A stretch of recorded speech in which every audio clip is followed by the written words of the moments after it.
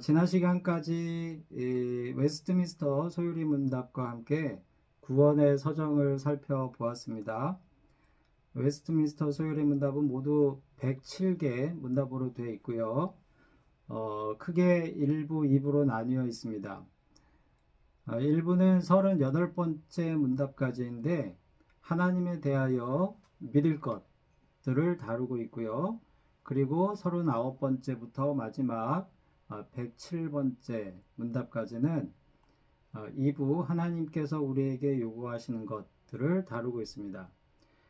2부는 세부적으로 하나님께서 주신 10계명이 나오고요. 그 다음에 구원과 은혜를 받는 방법에 대해서, 그리고 세례, 성찬, 이 세례와 성찬인 성례에 대해서 다루고 있고, 마지막으로 주기도문에 대해 가르쳐 줍니다. 지난 시간까지 38번째 문답을 했으니까 이제 2부에 들어가서 39번째 문답으로 10계명을 해야 할 순서지만 저는 쭉 건너뛰어서 성례와 주기도문을 하려고 합니다. 하지만 오늘은 좀 쉬어가는 마음으로 서유리 문답이 아닌 다른 내용의 말씀을 나누겠습니다.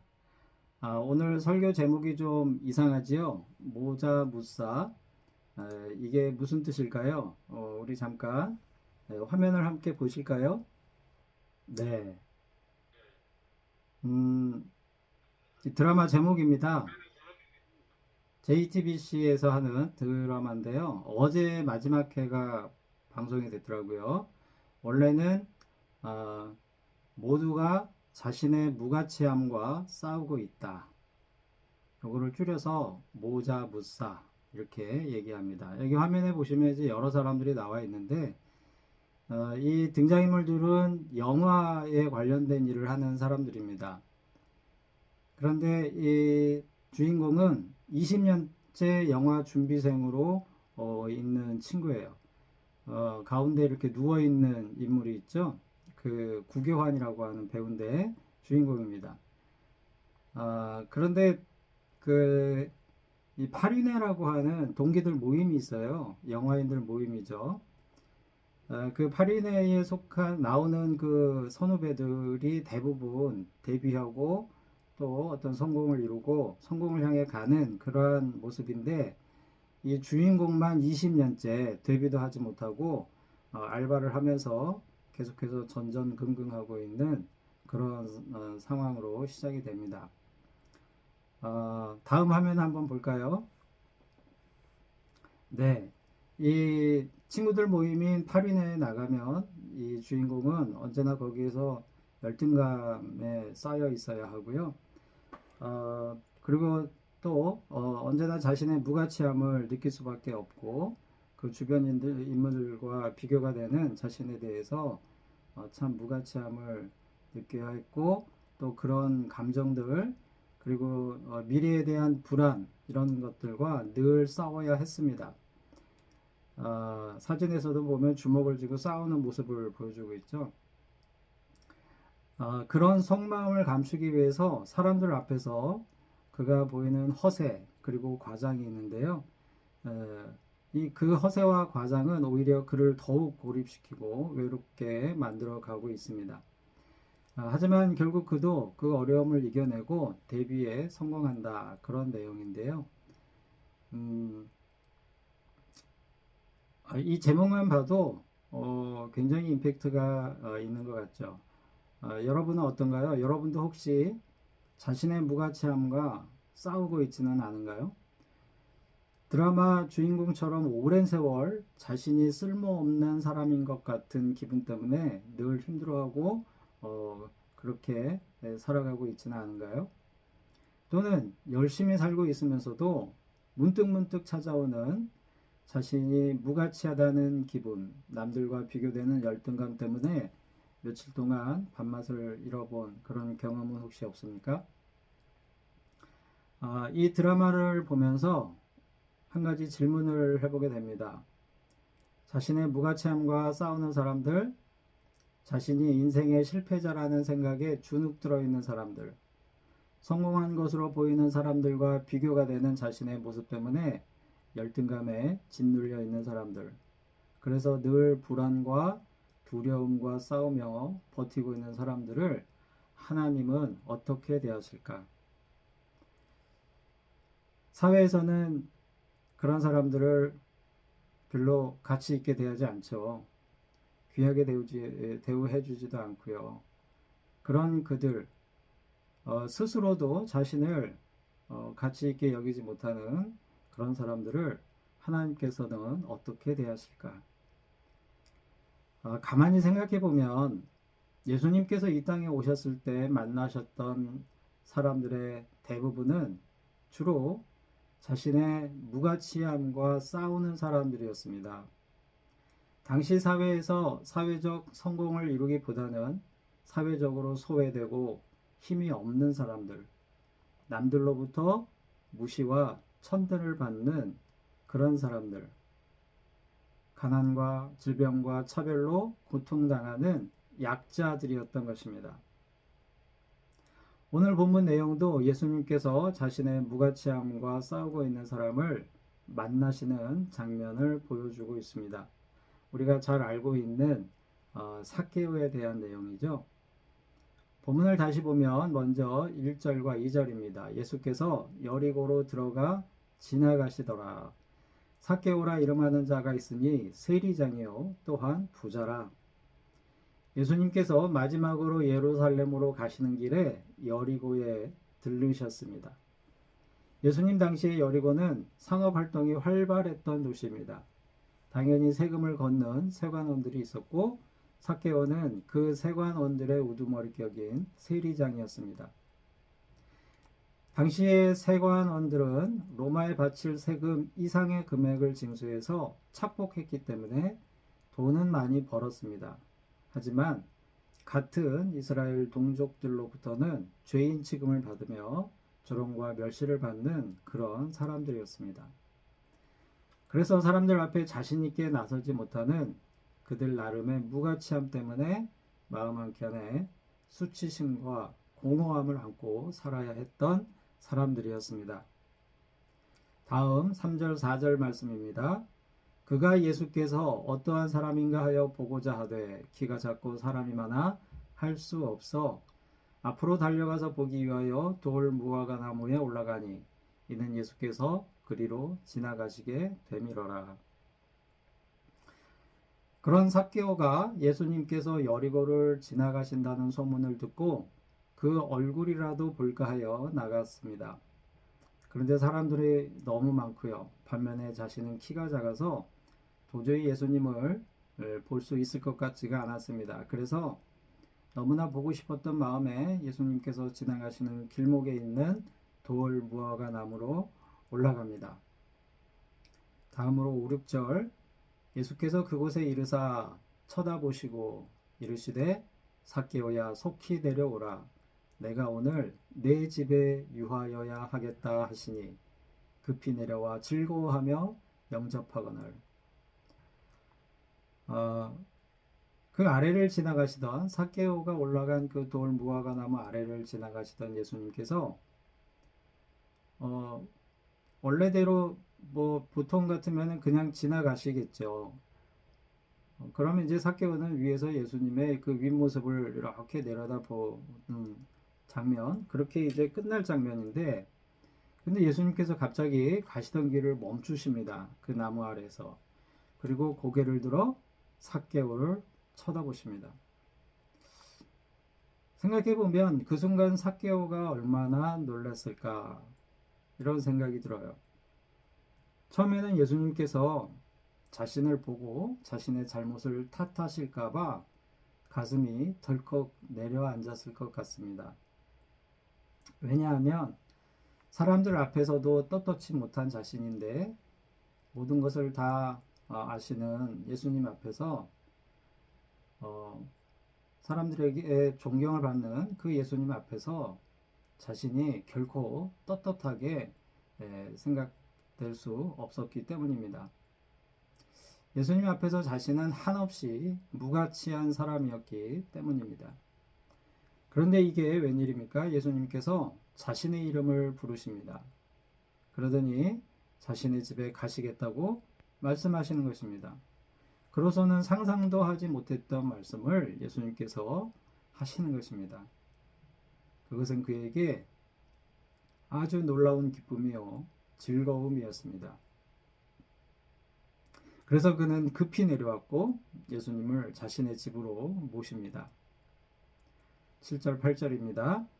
뭇사람이 보고 수군거려 이르되 저가 죄인의 집에 유하러 들어갔도다 하더라. 삭개오가 서서 주께 여짜오되 주여 보시옵소서 내 소유의 절반을 가난한 자들에게 주겠사오며 만일 누구의 것을 속여 빼앗은 일이 있으면 네 갑절이나 갚겠나이다. 사람들은 수군거리기 시작했습니다. 자신들의 가치 판단 기준으로는 상종하지 못할 죄인인 삭개오의 집에 예수님께서 머물겠다고 하시며 들어갔기 때문입니다. 이는 삭개오가 익히 들어왔던 수군거림이었을 것 같습니다. 대놓고는 못해도 삭개오가 길을 갈 때마다 사람들이 대놓고는 못해도 뒤에서 수군거리면서 삭개오를 일컬어 했던 말들, 그런 말들이었을 텐데 예수님은 그런 말에 아랑곳하지 않으시고 자신과 함께하고 계시니 이 얼마나 놀라운 기쁨이요 즐거움이었겠습니까? 예수님은 사람들의 수군거림에도 삭개오를 무가치한 사람으로 대하지 않으셨습니다. 그리고 이는 삭개오의 마음에 큰 변화를 불러일으켰습니다. 지금껏 사람들로부터 욕을 듣고 비난과 조롱을 받으면서도 그런 걸 다 무릅쓰고 긁어 모았던 그 돈에 대한 집착이 사라졌습니다. 그리고는 그렇게 모은 돈을 가난한 사람들에게 기꺼이 나눠주고 자기가 부당하게 모은 것이 있으면 내 갑절로 돌려주겠다고 스스로 약속을 하고 있습니다. 마지막 9절 10절입니다. 예수께서 이르시되 오늘 구원이 이 집에 이르렀으니 이 사람도 아브라함의 자손이미로다. 인자가 온 것은 잃어버린 자를 찾아 구원하려 함이니라. 예수님은 삭개오의 가치를 새로운 관점에서 깨우쳐 주셨습니다. 그도 구원을 받은 아브라함의 자손이라는 가치입니다. 이는 자신의 무가치함과 싸우고 있는 삭개오에게 너는 더 이상 무가치하지 않다는 선언과도 같은 말씀입니다. 그러면서 덧붙이시길 예수님은 잃어버린 자를 찾아 구원하려 이 땅에 오셨다고 말씀하십니다. 이 또한 무가치함과 싸우는 자들에게 그들이 가치 있는 존재라는 것을 알려주러 오셨다는 그런 말씀인 것이죠. 사랑하는 성도 여러분, 예수님은 이 땅에 오셔서 당시 사회에서 가치를 인정받는 성공한 사람들의 반열에 이르지 못한 무수한 사람들, 죄인으로 낙인 찍힌 사람들, 사회 경제적으로 인정받지 못하는 수많은 사람들, 천대받고 무시당했던 소외되고 연약한 사람들을 찾아다니셨고 그들을 만나셨습니다. 주로 예수님이 만났던 사람들은 그런 사람들이었어요. 그리고 그들에게 그들이 결코 무가치하지 않다는 점을 깨우쳐 주셨습니다. 그렇게 사마리아 수가성의 여인을 만나셨고 시각장애인이면서 구걸을 하면서 살았던 바디메오를 만나셨고 사회에서 격리된 나병 환자들까지 만나셨습니다. 그리고 심지어 가늠하다 잡혀온 여인에게도 새로운 삶의 가치를 깨우쳐 주셨습니다. 예수님께서 가르쳐 주신 진정한 삶의 가치는 사회에서 무언가를 성취하고 무언가를 소유하는 데 있지 않았습니다. 부자와 나사로의 비유를 한번 보면은요. 거지 나사로는 사람들 보기에 얼마나 쓸모없고 보잘것없는 인생입니까? 반면에 부자는 그 누구도 함부로 하지 못하는 그런 가치를 지닌 삶을 살았죠. 하지만 그들의 그 삶의 결말은 부자가 아닌 거지 나사로가 가치 있는 삶을 살았음을 보여줍니다. 그가 한 것이라고는 나사로가 한 것이라고는 무언가 거창한 것을 이룬 게 아니었어요. 그가 한 것이라고는 고작 구걸하면서 자신의 목숨을 부지한 것밖에 없습니다. 겉으로 볼 땐 그래요. 남들이 볼 때 그래요. 그냥 구걸하면서 근근히 목숨을 유지하고 살다가 결국에는 그렇게 죽어간 것이죠. 그럼에도 그의 삶이 더 가치 있는 삶이었다라는 것을 예수님의 비유의 말씀은 우리에게 보여주고 있습니다. 이 모자무사 드라마가 어제 최종회를 방송을 했는데 저는 집에 TV가 없어서 그리고 뭐 OTT 넷플릭스 이런 거를 가입을 안 했기 때문에 본방을 사수하지 못합니다. 그냥 유튜브에 이렇게 편집된 영상으로 돌아다니는 거를 보았는데요. 어제가 마지막 결말이었거든요. 밤 늦게 결말이 어떻게 됐는지 봤더니 이렇게 또 편집된 짧은 영상이 있습니다. 주인공이 결국에는 영화 감독으로 데뷔를 하고 그리고 어렵게 그 영화를 성공시키고 또 영화제에서 수상까지 하는 그런 해피엔딩으로 끝나더라고요. 그런데 사실 그 결말이 저는 마음에 들지 않았습니다. 오히려 주인공이 데뷔작에서 완전히 실패하고 여전히 사회적으로 무가치한 존재로 남아 있다면 그렇다면 한편으로는 더 공감이 되지 않았을까. 왜냐하면 세상에는 세상적으로 성공한 사람들보다 실패한 인생이 훨씬 더 많기 때문입니다. 인생의 반전 그런 거 없이 그냥 그렇게 암울한 인생을 살다가 가는 사람들이 훨씬 많기 때문입니다. 그래서 드라마에서 그렇게 그런 인생이라도 결코 그런 실패한 겉으로 보기에는 실패한 인생일지라도 결코 무가치하지 않다는 그런 결론이기를 내심 바랬는데 그렇다면 만약에 그렇게 끝났다면 성경의 메시지와 더 가까웠을 텐데 라고 하는 그런 아쉬움이 있더라고요. 사랑하는 성도 여러분, 하나님께서 창조하신 피조물들 중에 무가치하게 지어진 존재는 없습니다.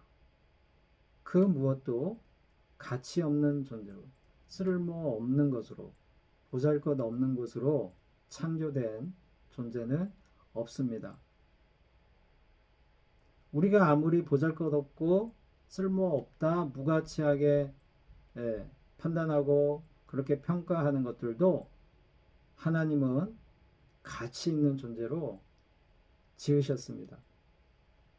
창세기 1장의 창조 기사를 보면 하나님은 창조 행위를 하실 때마다 그 결과물들을 보시고 좋아하셨다 이렇게 나오죠. 그리고 마지막 인간을 창조하심으로 창조를 완료하신 다음에는 그 지으신 모든 것을 보시고 심히 좋았다고 말씀하셨습니다. 창세기 1장 31절에 하나님이 지으신 그 모든 것을 보시기에 심히 좋았더라 라고 성경은 분명하게 그 사실을 증언하고 있습니다. 그런데 생각해 보세요. 그렇게 심히 좋은 존재, 존엄한 존재 가치를 우리가 갖게 될 때 거기에 우리 인간의 노력이 기여한 것은 하나도 없습니다. 오로지 하나님께서 우리를 가치 있는 존재로 만드시고 우리들의 가치를 인정해 주셨기 때문에 우리는 모두 가치 있는 존재가 된 것이죠. 하지만 세상에 죄가 들어오고 난 다음부터 사람들은 자신들의 가치를 자신의 힘으로 증명해 내려는 시도를 하면서 살고 있어요. 하나님을 떠나서 하나님이 만들어주신 그 가치를 거부하고 자신들의 가치를 자신들의 힘으로 증명해 내려는 그런 삶을 살기 시작한 것이죠. 그래서 사회적인 어떤 명성과 또 물질을 자신의 힘으로 얻고자 피땀 흘려 노력하며 살아갑니다. 그리고 그렇게 해서 얻은 것들을 가지고는 자신보다 못한 사람들을 무시하고 깔보고 업신여기죠. 예수님은 그런 사람들에게 여지없이 그들이 가진 것들이 그들 생각처럼 가치 있는 것이 아님을 깨우쳐 주셨습니다. 우리가 잘 아는 바리새인과 세리의 비유의 말씀이 있습니다. 누가복음 18장 9절에서 14절 말씀인데요. 제가 한번 읽어보겠습니다. 누가복음 18장 9절에서 14절 말씀입니다. 또 자기를 의롭다고 믿고 다른 사람을 멸시하는 자들에게 이 비유로 말씀하시되 두 사람이 기도하러 성전에 올라가니 하나는 바리새인이요 하나는 세리라. 바리새인은 서서 따로 기도하여 이르되 하나님이여 나는 다른 사람들 곧 토색 불의 간음을 하는 자들과 같지 아니하고 이 세리와도 같지 아니함을 감사하나이다. 나는 일에 2번씩 금식하고 또 소득의 11조를 드리나이다 하고 세리는 멀리 서서 감히 눈을 들어 하늘을 쳐다보지도 못하고 다만 가슴을 치며 이르되 하나님이여 불쌍히 여기소서 나는 죄인으로소이다 하였느니라. 내가 너희에게 이르노니 이에 저 바리새인이 아니고 이 사람이 의롭다 하심을 받고 그의 집으로 내려갔느니라. 무릇 자기를 높이는 자는 낮아지고 자기를 낮추는 자는 높아지리라 하시니라. 이 말씀에 나오는 바리새인은 자신의 무가치함과 싸울 일이 없는 사람입니다. 왜냐하면 자신을 볼 때 도덕적으로 그리고 신앙적으로 일정 수준에 이른 경건한 사람이라고 평가하기 때문입니다. 반면에 세리는 자신의 무가치함에 가슴을 치면서 하나님께 자신을 불쌍히 여겨달라고 호소하고 있습니다. 이에 예수님은 세리가 더 가치 있는 삶을 살고 있다고 가르쳐 주신 것이죠. 사랑하는 성도 여러분, 자신이 무가치하기보다는 그런대로 잘 살고 있고 어느 정도 누리고 있다는 생각이 들 때 우리가 조심해야 할 것이 한 가지 있습니다. 그것이 마치 내가 온전히 이룬 것이냐, 그래서 내가 마음껏 즐기면 되는 것이냐 착각해서는 안 된다는 점입니다. 그리고 내가 이룬 것들을 가지고 은연중에 그렇지 못한 다른 사람들을 평가하는 행위도 하지 말아야 합니다. 내가 지금 가치 있게 여기는 이것들에 대해서 하나님께서도 똑같이 가치 있게 보실런지 잘 살펴야 하는 것입니다. 전도서와 갈라디아서에 이런 말씀이 나옵니다. 전도서 4장 4절에 사람의 모든 수고와 모든 재주가 그의 이웃에 대한 시기로 말미암는 줄을 내가 보았노라. 재미있는 말씀인 것 같아요. 사람의 모든 수고와 모든 재주가 그의 이웃에 대한 시기로 말미암는 줄을 내가 보았노라. 갈라디아서 5장 26절 말씀입니다. 헛된 영광을 구하여 서로 노엽게 하거나 서로 투기하지 말지니라. 헛된 영광을 구하여 서로 노엽게 하거나 서로 투기하지 말지니라. 사람들은 대부분 자신의 가치를 높이기 위해서 나름 가치 있는 삶을 살기 위해서 열심히 노력하며 살아갑니다. 열심히 기술을 연마하고 또 자신이 타고난 재능이 있을 때에는 자랑스러워하기도 하죠. 그런데 그 가치 판단의 기준이 세상에서 성공하는 것에 있다면 우리는 어느새 경쟁하는 삶을 살아가게 된다는 점을 알아야 합니다.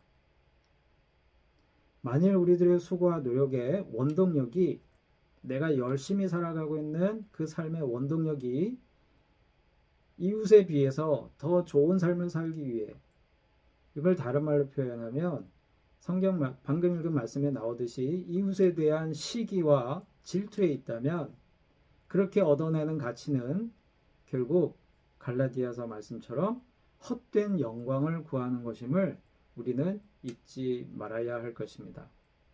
사랑하는 성도 여러분, 우리 삶의 가치는 경쟁에서 승리하는 데 있지 않습니다. 그저 주님 안에 머무는 데 있을 뿐입니다.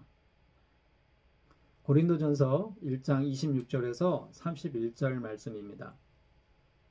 고린도전서 1장 26절에서 31절 말씀입니다. 형제들아 너희를 부르심을 보라. 육체를 따라 지혜로운 자가 많지 아니하며 능한 자가 많지 아니하며 문벌 좋은 자가 많지 아니하도다.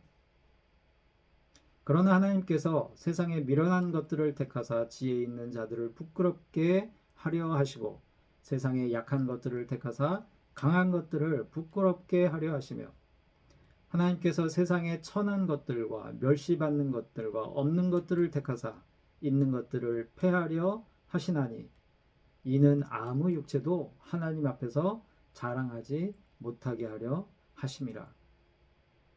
너희는 하나님으로부터 나서 그리스도 예수 안에 있고 예수는 하나님으로부터 나와서 우리에게 지혜와 의로움과 거룩함과 구원함이 되셨으니 기록된 바 자랑하는 자는 주 안에서 자랑하라 함과 같게 하려 함이라. 초대교회 성도들의 구성을 보면요, 사회적으로 학식이 높거나 재주가 많거나 집안 배경이 좋은 그런 사람들은 별로 없었습니다. 왜 그랬을까요? 사회적으로 나름 자신이 가치 있다고 여기는 사람들은 복음을 받아들일 필요성을 사실 느끼지 못했을 것입니다. 자기가 가진 것들로 그냥 누리면서 만족하며 살 수 있었기 때문이죠. 반면에 사회에서 천하고 멸시받고 물질도 재능도 부족한 사람들, 자신의 무가치함과 싸워야 했던 사람들은 가난한 심령이 돼서 오히려 그것이 복음을 받아들이고 믿음을 갖게 한 것이고요. 그렇게 믿음의 공동체에 들어온 것이죠. 하나님은 그런데 바로 그들을 통해서 세상적으로 성공하여 그 영광을 자신의 것으로 누리는 사람들, 자신의 가치를 스스로 증명했다고 자랑하는 사람들의 교만을 해하실 것이다. 이렇게 말씀하고 있습니다. 반면에 예수님 안에 머무는 사람들이 진정한 가치를 지닌 삶을 사는 자들임을 보여주실 것이다 라고 말씀하고 있는 거죠. 우리의 참된 가치는 내 삶의 주인이 누구냐에 있습니다. 내 삶을 내가 가치 있다고 여기는 세상의 그 무엇이, 내가 가치 있다고 여기는 세상의 그 어떤 것, 그것이 내 삶을 이끌어가고 있는지, 아니면 주님께서 주인이 되셔서 내 삶을 이끌어가고 있는지, 거기에 참된 가치와 무가치함이 있습니다. 만일 자신의 무가치함과 싸우고 있다면, 그것이 기도 제목이라면 무엇보다 주님 안에 머물기를, 하나님께서 내 삶의 주인 되시기를 구할 수 있기 바랍니다. 반면에 만일 자신의 가치를 누리고 즐기고 있다면 혹 그것 때문에 내가 내 삶의 주인으로 하나님을 모시지 못하고 있는 것은 아닌지 돌아볼 수 있기를 바랍니다. 그래서 우리 모두가 하나님을 삶의 주인으로 모심으로 인생의 참된 가치를 회복하고 누릴 수 있기를 바랍니다. 다 같이 기도하시겠습니다.